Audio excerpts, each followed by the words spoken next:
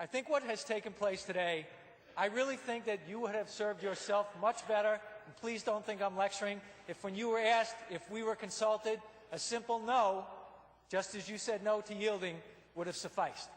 Because I can tell you what I will do when I go back home, because there is great cry for unity and bipartisanship. I will tell the folks that I deal with on issues that are important to them that right now there is none of that.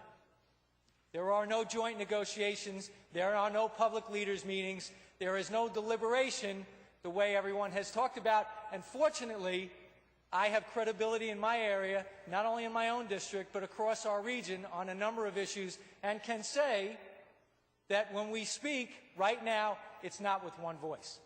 And that's a shame. That's a shame for Long Island, and it's a shame for all of New York State. Now, I also listened to Senator Krueger talk about comments relating to the process, and Senator Smith, something else you said in response to Senator Salan was that in answering how this process unfolded, you said it started in December and it ended today.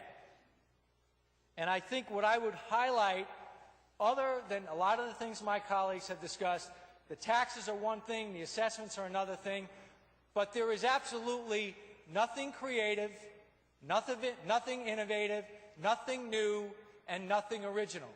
And don't tell me that we couldn't have done it, and don't tell me that it couldn't have been brought forth, and don't tell me we wouldn't have had the governor on board, because he has the power of the pen. He could have provided a message of necessity that would have honed in on one area that is so sorely lacking. That's where the real embarrassment is, and that's in the area of economic development. There is nothing. There's not a tax incentive. There's not a tax credit. There is nothing for the small business community to look at and say, by golly, that's what I'm going for. That's a new program. They finally did something different. There's nothing in there that says the superintendent of insurance, now with all this money, has to re-review every single regulation and find out whether it actually benefits the consumer and the people who are paying the premiums, not the insurance companies.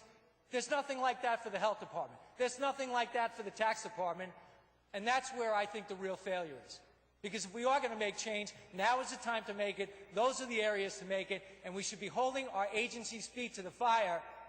And nobody should be more responsible for that than the governor of the state of New York.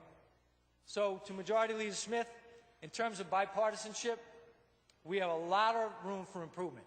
And until I feel that I can go back and say with a straight face that we're working together, I'm going to tell people affected now, we're not unified.